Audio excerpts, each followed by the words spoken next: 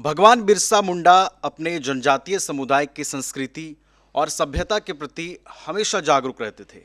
वो अपने समाज को हमेशा ये संदेश देते थे कि इस समुदाय की सभ्यता और संस्कृति ये दो ऐसी मूल चीज़ें हैं जिसको बचाकर, जिसको सहेजकर, जिसको संरक्षित कर ही आदिवासी समुदाय का कल्याण किया जा सकता है, आदिवासी समुदाय का उत्थान किया जा सकता है।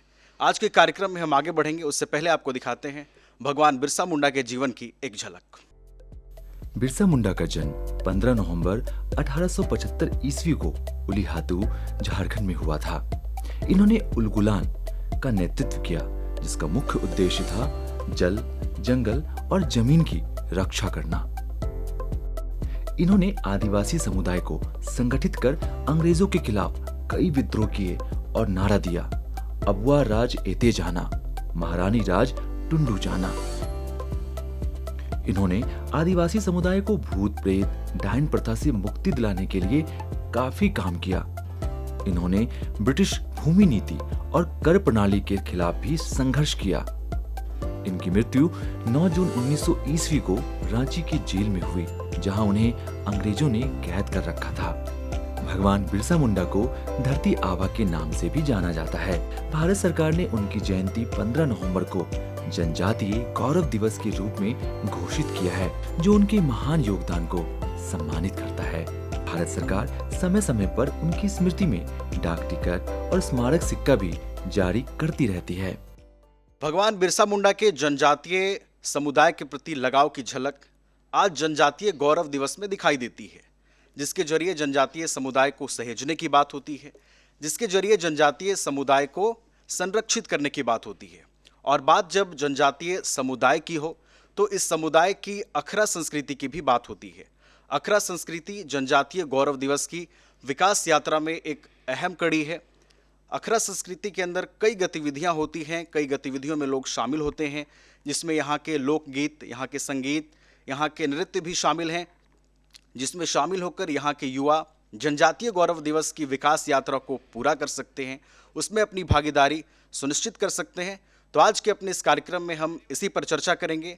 नमस्कार, जोहार, मैं हूं नवीन गुप्ता और आप देख रहे हैं दूरदर्शन का खास कार्यक्रम युव दर्शन। और हमारे आज के कार्यक्रम का विषय है जनजातीय समुदाय को सहेजती अखरा संस्कृति और इसमें युवाओं की भूमिका।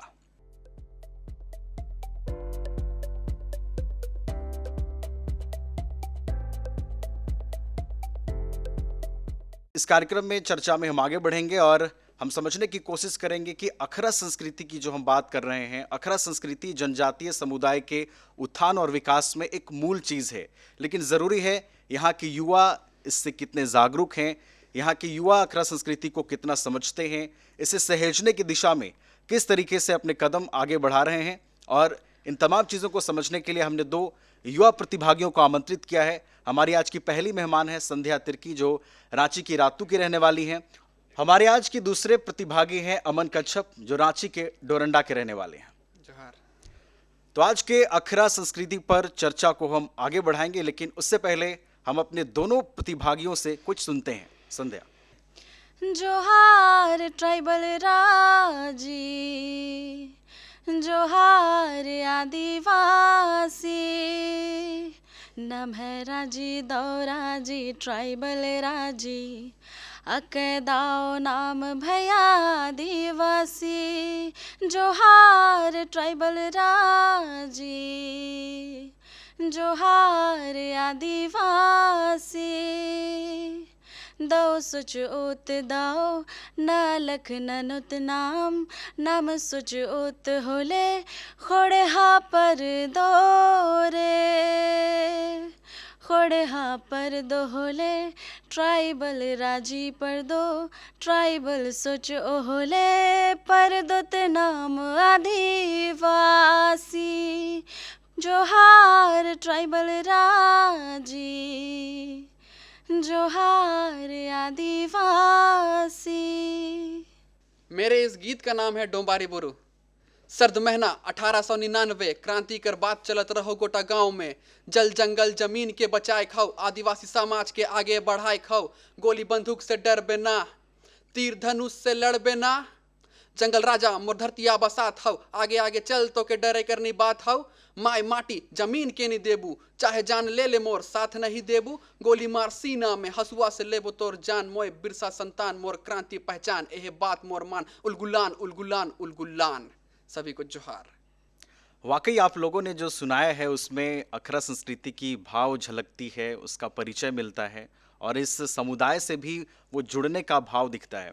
तो कार्यक्रम को अब आगे बढ़ाएंगे और अखरा संस्कृति पर चर्चा में हम आगे बढ़ेंगे। संध्या जी, देखिए हम लोग बात कर रहे हैं जनजातीय समुदाय की अखरा संस्कृति के बारे में। अखरा संस्कृति जनजातीय समुदाय की एक मूल चीज़ है। अखरा संस्कृति को सहेज कर ही जनजातीय गौरव दिवस की जो विकास यात्रा है उसको पूरा किया जा सकता है। संध्या जी, ये बताइए कि अखरा संस्कृति क्या है, इसका स्वरूप कैसा दिखाई देता है, ये कितना व्यापक है? अखड़ा संस्कृति हमारे पूर्वजों का एक विरासत है जो अभी तक चला आ रहा है। अखड़ा संस्कृति हमारे उरांव और कुड़ुक समाज का एक ग्राम सभा या फिर एक ऐसा स्थल है जिसको हम लोग धार्मिक भी बोल सकते हैं।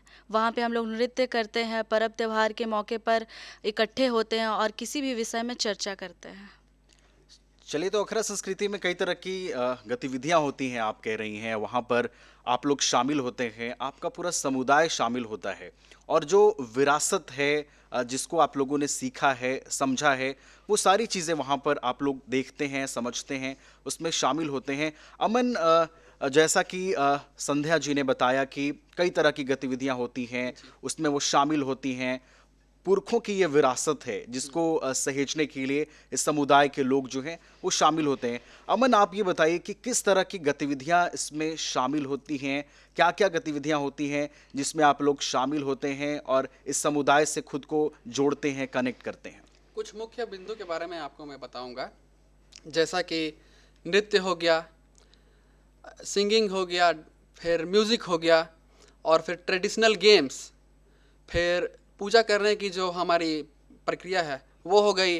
और जो अखड़ा जो होता है वो उसे पवित्र माना जाता है, क्योंकि आप वहाँ पर सारे कम्युनिटी के लोग, जो हमारे ट्राइबल कम्युनिटी के जो लोग रहते हैं वहाँ पर जाते हैं, छोट हो या बड़ हो, सब वहाँ पर जाते हैं और सभी मिलजुल कर काम करते हैं। ऐसा नहीं कि अगर एज में कोई ज़्यादा बड़ा है या फिर एज में ज़्यादा छोटा है तो वहाँ पर नहीं जाएगा।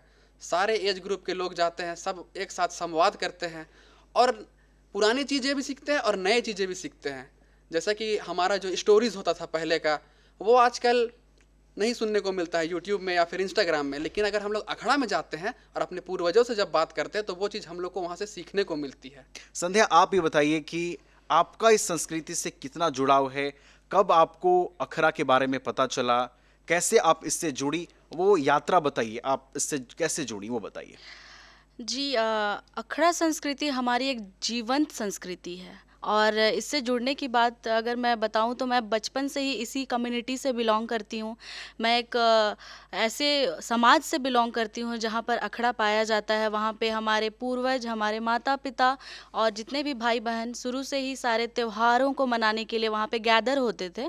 तो वहां पर जा कर के वहां जो नृत्य होता था, करम का त्यौहार हो या सरहुल का त्यौहार हो, तो वहां पर जा कर के हम लोग ये सामाजिक और धार्मिक क्रियाकलापों को करते थे, जो कि बचपन से ही होता था। आपने जो बताया कि कई गतिविधियों में मैं शामिल हुई, वहाँ से चीज़ें दिमाग में आई कि हाँ, इस संस्कृति से जुड़ना मतलब इस संस्कृति से जुड़ना है। अमन, आप बताइए, आपको कब अखरा के बारे में जानकारी मिली, कैसे मिली और आपकी यात्रा अब तक अखरा संस्कृति की कैसी रही है? तो मैं खुद उरांव ट्राइब से हूँ और हर गांव में, झारखंड के अगर आप हर गांव में चले जाएंगे तो आपको अखड़ा सभ्यता मिलेगा। तो वैसे ही मेरे गांव में भी थी पहले से ही। तो मैं जब जाता था वहाँ तो देखता था, पहले सिर्फ मैं और मेरे जैसे लोग जितने भी हैं, हमारे जितने युवा हैं, सब जाते थे, सिर्फ हम लोग बैठ के देखते थे वहाँ पे कि क्या कर रहे हैं ये लोग।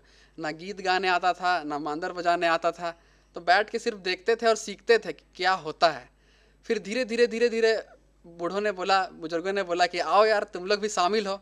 फिर हम लोग भी शामिल होने लगे, तब जाके फिर हम नृत्य करना सीखे, जिसको झूमर डांस जो भी प्रचलित है तो वो झूमर करना सीखे। अभी मांदर बजाना भी सीख रहे हैं धीरे धीरे और गाना भी सीख रहे हैं। तो ऐसे में बहुत सारे जितने मेरे युवा भाई लोग हैं, हम लोग जब स्कूल जाते हैं तो स्कूल में भी एक थ्योरी क्लास होता है, फिर प्रैक्टिकल होता है। तो वैसे भी अखड़ा भी है। अखड़ा में हम लोग घर में तो सुनते हैं स्टोरी, लेकिन अखाड़ा में जाके प्रैक्टिकल करना पड़ता है, प्रैक्टिकल सब चीज़ देख कर सीखना पड़ता है, तो वो ज़्यादा माइंड में बैठता है हम लोग का। ये कई जगह पर दिखता भी है। युवा पहले अखड़ा संस्कृति से यूज टू होते हैं कि है क्या, उसकी गतिविधियों को समझते हैं।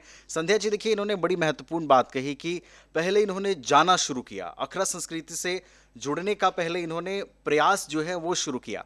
आप बताइए, आप कैसे अखड़ा संस्कृति से जुड़ना शुरू की, आपने किन गतिविधियों में भाग लिया, और उन गतिविधियों में भाग लेकर आपको कब लगा कि हाँ वाकई इससे जुड़ना ज़रूरी है अगर हमें अपनी संस्कृति और सभ्यता को सहेजना है तो? अखड़ा संस्कृति में जुड़ने का सबसे बड़ा श्रेय तो मेरी माँ को जाता है, क्योंकि चाहे वो हमारे कुड़ुक भाषा की बात हो या फिर अखड़ा में जा कर के कोई हमारे पारंपरिक गीतों को गाने की बात हो, तो वो मेरी माँ ने मुझे शिक्षा दी। और फिर वहाँ जा कर के हम लोग नृत्य करते थे, तो उनसे सुनकर ही मैंने बहुत सारे गीतों को सीखा है, गुनगुनाया है। चाहे वो हमारे सरहुल के गीत हो, चाहे वो करम के गीत हो।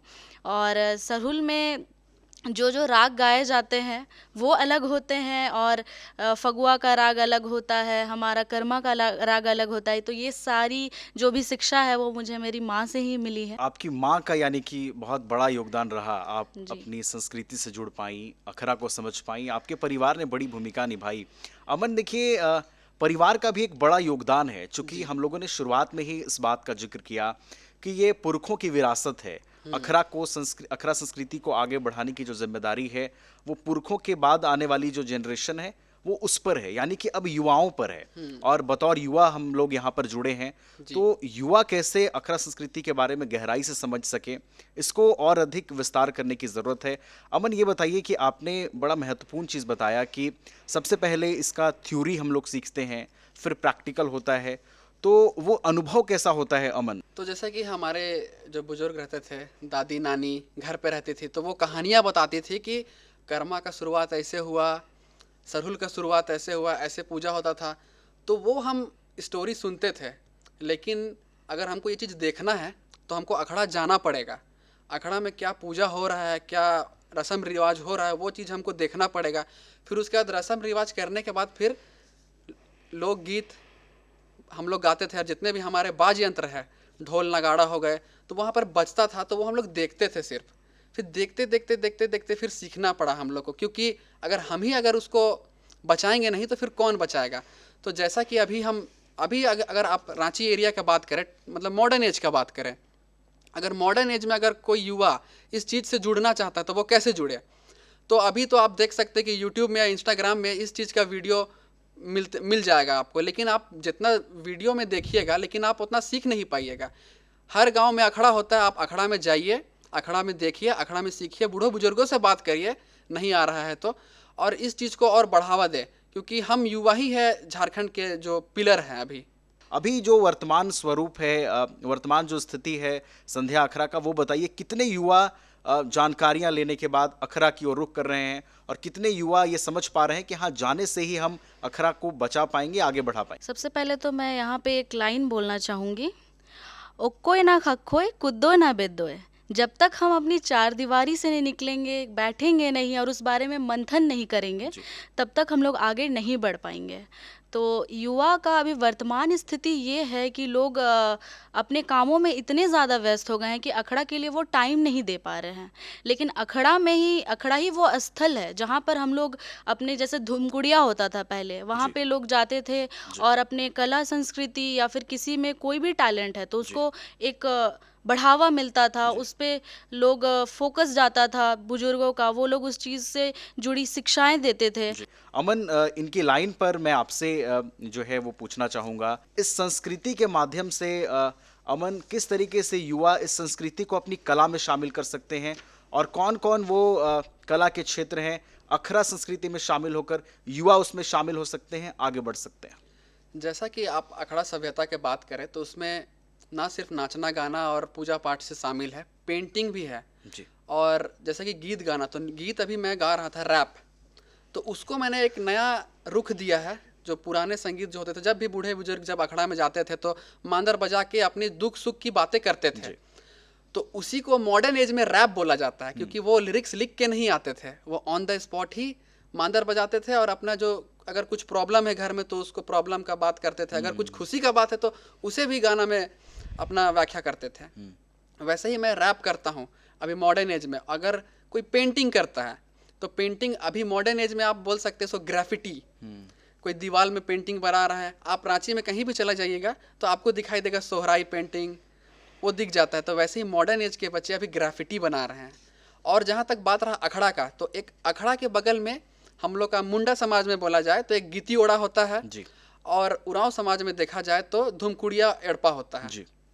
तो अब हर समय तो हम लोग अखड़ा ही नहीं जा सकते अभी के टाइम पे, क्योंकि कभी बारिश होती है, कभी धूप होती है, तो थोड़ा प्रॉब्लम होता है। तो उसी के लिए, उसी को समाधान करने के लिए गीती ओड़ा बनाया गया, धुमकुड़िया घर बनाया गया। गीती ओड़ा में भी अखरा संस्कृति जैसी ही हाँ। गतिविधियां शामिल होती हैं। हाँ, तो बस ये नाम अलग है जी।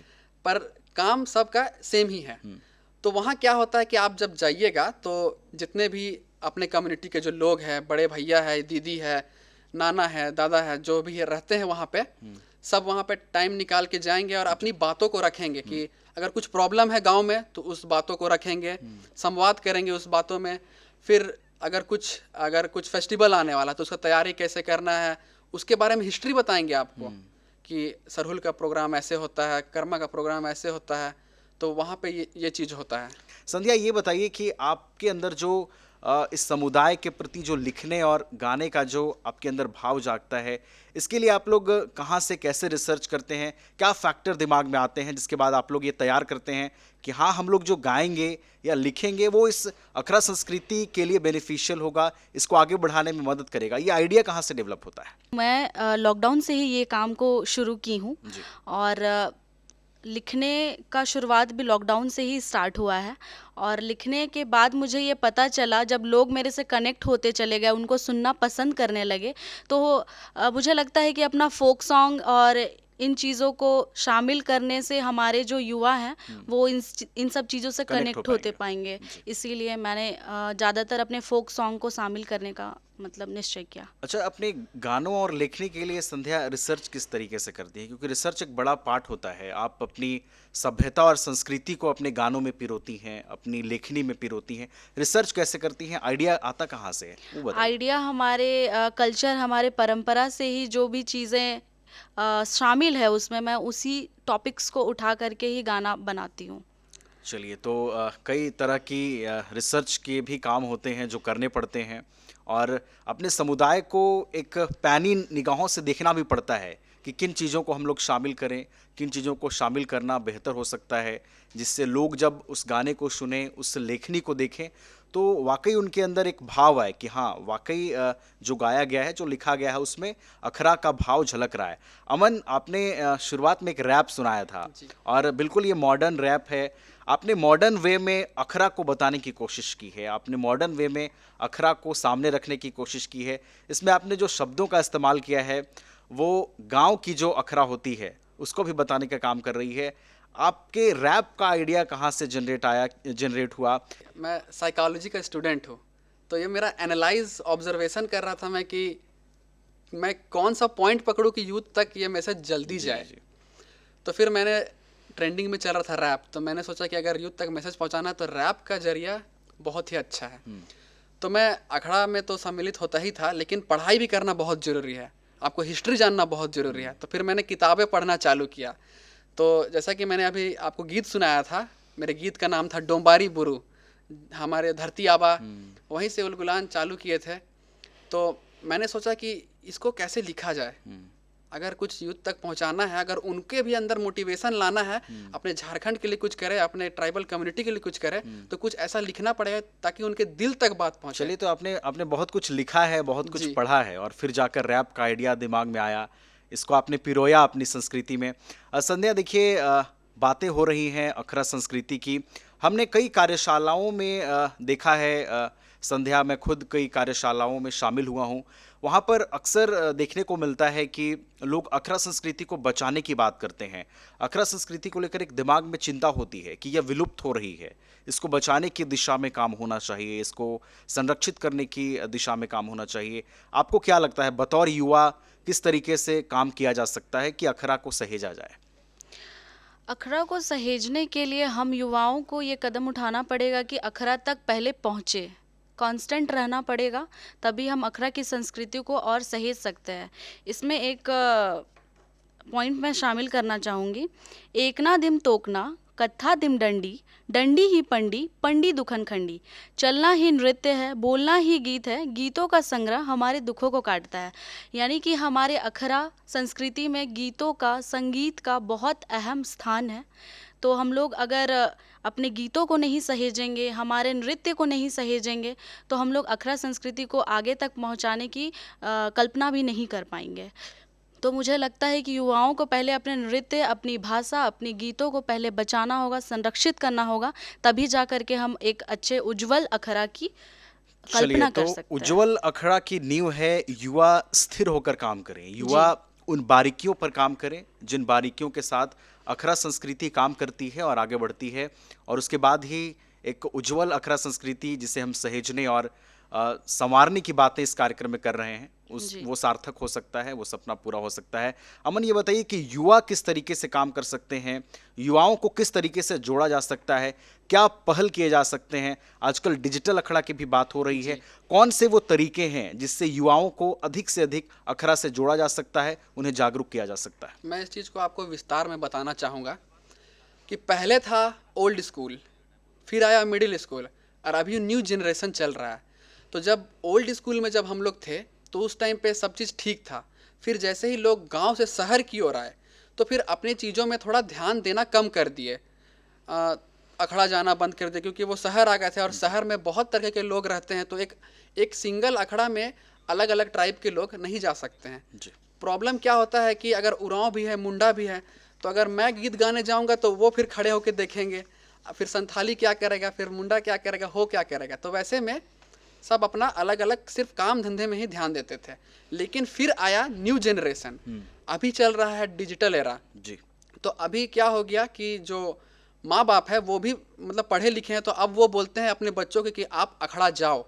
अगर अखड़ा नहीं जा पा रहे हो तो डिजिटल अखड़ा, अगर यहाँ से कोई अगर मुंबई में भी बैठा हुआ है, काम करने के लिए गया हुआ है, तो हम लोग जूम कॉल के माध्यम से या फिर वीडियो कॉल के माध्यम से एक सेशन रख सकते हैं, अपने प्रॉब्लम्स को बात कर सकते हैं, या फिर अपना जो संस्कृति गीत है वो अगर याद किसी को नहीं है तो उसको भी याद करा सकते हैं। तो अभी डिजिटल एरा चल रहा है। चलिए, तो वक्त की जो डिमांड है, वक्त की जो मांग है, उसके अनुसार डिजिटल अखड़ा से भी युवा जुड़ सकते हैं। डिजिटल अखड़ा के माध्यम से वो युवा जो अपने गांव नहीं जा पाते हैं, उस वास्तविकता तक नहीं पहुंच पाते हैं, प्रैक्टिकल नहीं कर पाते हैं कि अखड़ा में होता क्या है, वो डिजिटल अखड़ा के माध्यम से जुड़ सकते हैं, अपनी संस्कृति को आगे बढ़ा सकते हैं। आप लोग दोनों ने लेखनी और गायनी में भी अपना योगदान दिया है। एक बार फिर से हम चाहेंगे संध्या कि आप गाने के माध्यम से वो भाव प्रकट करें। राजी नभ राजी परता राजी, बर के जोड़ी रे हो सापुटू पे सागे, बर के संगे रे हो सापुटू पे सागे। राजी नभ राजी परता राजी, राजी नभ राजी परता राजी, बार के जोड़ी रे ओ सापुटू पे सागे, बार के संगे रे ओ सापुटू पे सागे। तो मेरे इस गीत का नाम है बस्ती एंथम। बस्ती में हो लखमार भाई मने साथे हैं, आगे पीछे से सोबे हिया काके हैं, बस्ती में देख हिया प्यार अनठेकान हऊ, खपड़ा घर से लेके बड़का मकान हऊ, अखड़ा जाबे होले झूमर नचवाए देबऊ, एड़पा आबे होले ढुसका खियाए देबऊ, सखुआ गाँच के पूजे ना आदिवासी फुटानी करो ना मैं खाई लेबो, भात बासी छोट बड़ हाथ जोड़ी सबके जोहार करीला, चल जंगल जमीन ले खड़ा लागे रहीला, मांदर के थाप और नगड़ा के ढाक हिलाई देवीला, नाची के गोटा झारखंड राज्य, मड़वा रोटी माड़ झोर खाए में सवाद, बेंग साग के चटनी के नखे जवाब, नया ही झारखंडा बोलबो हमका, रहेला बिरसा हरे घर में हिया, अमीरी गरीबी सुबह बाद कर बात हो, भाईचारा सबके हिया दिल लेकर पास हो, खेते में काम करके बॉडी मोर देख, जाड़ा का मौसम में बोरसी तो सेक, प्रीत देखा मोरे ई गीत में, लोर पाने झरे जैसे शीत के, झारखंडी मिट्टी मोर आदिवासी खून, मेहनत कर खाइला से ले दिल में सुकून, लुका छुपी खेली ला रात में, लट्टू किंदारी ला हाथ में, गुली डंडा पिट्टो और ठन्नू कर खेल, गोली और गुच्चू में एमटा मोर देख, सोना रूपा चेहरा में लाल पाड़ साड़ी, धोती और गमछा में हमनो तैयार ही, गांव पूरा परिवार हव हमर, हर घर में बाबा और माय हमर, जोहार। चलिए, तो वाकई आप लोगों ने अपने गायकी के माध्यम से और अपने अपने रैप के माध्यम से इस समुदाय को बताने की कोशिश की है, इस संस्कृति को बताने की कोशिश की है, और इस संस्कृति के अंदर क्या क्या गतिविधियां होती हैं उसको भी आपने बहुत अच्छे अपने गानों में पिरोया है, जिससे ये स्पष्ट होता है, जो ये परिचय देती है कि अखरा संस्कृति क्या है और इस संस्कृति से किस तरीके से हम जनजातीय समुदाय को सहेजने और संरक्षित करने की बात कर रहे हैं। तो आज के कार्यक्रम में हमने अखरा संस्कृति को समझने की कोशिश की है, अखरा संस्कृति को बचाने, इसको संरक्षित करने, इसको सहेजने की दिशा में किस तरीके से कदम बढ़ाए जा सकते हैं। आज के युवा डिजिटल अखड़ा का इस्तेमाल करते हुए किस तरीके से अपने समुदाय से जुड़ सकते हैं और जो जनजातीय गौरव दिवस की विकास यात्रा है उसमें शामिल हो सकते हैं और किस तरीके से अपनी भूमिका निभा सकते हैं, अपने इस कार्यक्रम में हमने समझने की कोशिश की है। तो हमें आशा है उन युवाओं को ज़रूर मदद मिलेगी जो अपनी संस्कृति से जुड़ना चाहते हैं और आदिवासी जनजातीय समुदाय के विकास यात्रा में अपना योगदान देना चाहते हैं। संध्या, बहुत बहुत धन्यवाद आपका हमारे साथ इस कार्यक्रम में जुड़ने के लिए। अमन, आपका भी बहुत बहुत धन्यवाद हमारे साथ इस कार्यक्रम में जुड़ने के लिए। तो दीजिए मुझे और दूरदर्शन की पूरी टीम को इजाज़त। जोहार, नमस्कार।